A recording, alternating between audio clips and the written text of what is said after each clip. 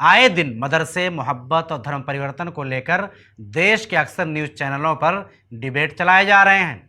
अब हद तो ये हो गई है कि उन डिबेट्स में कुछ पैनलिस्ट मुसलमानों पर बिना सबूत के कुछ भी आरोप लगा रहे हैं, जिस पर डिबेट के एंकर खामोशी का इजहार करते हुए नजर आते हैं। ऐसा लगता है न्यूज़ चैनल वाले भी यही चाहते हैं कि लोग मुस्लिम के खिलाफ बिना सबूत कुछ भी आरोप लगाकर उन्हें बदनाम करते रहें।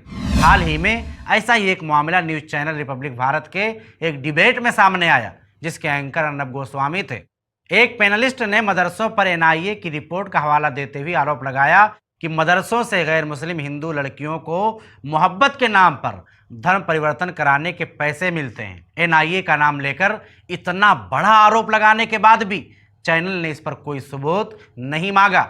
इससे पहले भी देश में मुसलमानों पर पैसे से धर्म परिवर्तन कराने के कई आरोप लगे हैं, जबकि हकीकत हाल इसके उलट है। 2017 में केरला के ऐसे ही लव जिहाद प्रोपेगंडा और धर्म परिवर्तन के एक मामले में नेशनल इन्वेस्टिगेशन एजेंसी यानी एनआईए ने खुद इस बात को सुप्रीम कोर्ट को बताया था कि इस धर्म परिवर्तन के मामले में पैसे का कोई लेन देन नहीं हुआ है। तो जो लोग मुसलमानों और मदरसों पर पैसों से धर्म परिवर्तन कराने के आरोप लगाते हैं, उन्हें ये रिपोर्ट ज़रूर पढ़नी चाहिए। और हैरानी होती है कि कैसे मुसलमानों पर और मदरसों पर लोग इल्ज़ाम लगाते हैं। मैं तो कहूँगा कि अगर आपके बगल में कोई मदरसा हो तो आप ज़रूर विज़िट करें और देखें कि वहाँ पर असातिज़ा बच्चों को क्या तालीम देते हैं। अब बढ़ते हैं अगली खबर की तरफ, जो इसी से जुड़ी हुई है। इसी तरह आतंकवाद पर बहस करते हुए न्यूज़ चैनल न्यूज़ नेशन ने भी मदरसों पर आतंकवाद को बढ़ावा देने का आरोप लगाया और अपने एक व्यूअर का हवाला देते हुए आरोप लगाया कि मदरसों से पढ़े हुए लोग ही समाज के आम लोगों को आतंकवाद की तरफ डाइवर्ट करने का काम करते हैं। जबकि ये बात हमेशा याद रखना ज़रूरी है कि दुनिया के हर धर्म और समाज में कुछ लोग ऐसे पाए जाते हैं जो समाज के दुश्मन होते हैं। द गार्डियन की एक रिपोर्ट के मुताबिक सिर्फ 2020 में अमेरिका के 67% लोकल टेरर अटैक्स के पीछे वाइट सुपरमासिस्ट और राइट विंग ग्रुप के लोगों का हाथ है। इसी तरह 2019 में न्यूजीलैंड के क्राइस्ट चर्च की मस्जिद में एक आतंकवादी ने निहत्थे नमाज पढ़ रहे लोगों को मौत के घाट उतार दिया।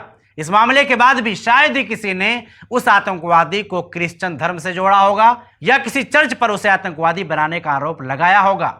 इसी तरह इंडियन एक्सप्रेस की रिपोर्ट के मुताबिक पिछले दिनों गुजरात में ब्राह्मण समाज के खिलाफ लिखे फेसबुक पोस्ट को लेकर ब्राह्मण समाज से जुड़े एक शख्स ने एक दलित वकील की हत्या कर दी और ये मामला भी हमारे सामने आया। अच्छा हुआ इस पूरे मामले के बाद किसी भी मीडिया चैनल और पॉलिटिशियन ने इस मामले को धर्म और आतंकवाद से नहीं जोड़ा।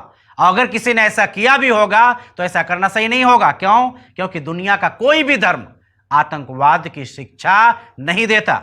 इन सारी खबरों से मालूम हुआ कि आज दुनिया के अक्सर मीडिया और पॉलिटिशियन सिर्फ नफरत की बुनियाद पर इस्लाम और मदरसों को जानबूझकर निशाना बना रहे हैं, जबकि उन्हीं मदरसों में इस्लाम और कुरान की शिक्षा लिए कई उलमा ने हमारे देश की जंग आज़ादी में अहम योगदान दिया और देश के एजुकेशन सिस्टम को एक नई बुलंदियां अता की। उसकी एक मिसाल है जामिया मिल्लिया इस्लामिया यूनिवर्सिटी, जो 2020 की मोदी सरकार की मिनिस्ट्री ऑफ एजुकेशन की तरफ से जारी सेंट्रल यूनिवर्सिटी की रैंकिंग में टॉप रैंक हासिल कर चुकी है। जामिया मिल्लिया को 1920 में मदरसों से इस्लाम और कुरान की शिक्षा लेने वाले कई उलमा ने मिलकर बनाया था और उनमें एक नाम मौलाना अबुल कलाम आज़ाद रहमहुल्लाह का भी शामिल है, जो हमारे देश के सबसे पहले एजुकेशन मिनिस्टर थे। और उन्होंने इस्लामी शिक्षा हासिल करने के बाद कुरान की तफसीरें यानी एक्सप्लेनेशन करने का काम भी किया।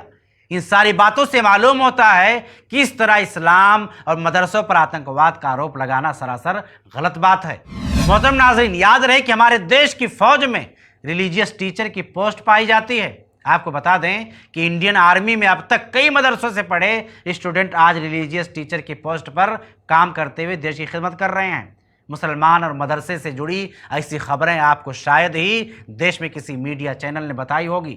एक तरफ खबरें बताने का मकसद सिर्फ और सिर्फ इस्लाम और मदरसों और मुसलमानों को बदनाम करना, जबकि हकीकत इसके उलट है और दीन इस्लाम और कुरान भी नाहक कत्ल करने और आतंकवाद के सख्त खिलाफ है।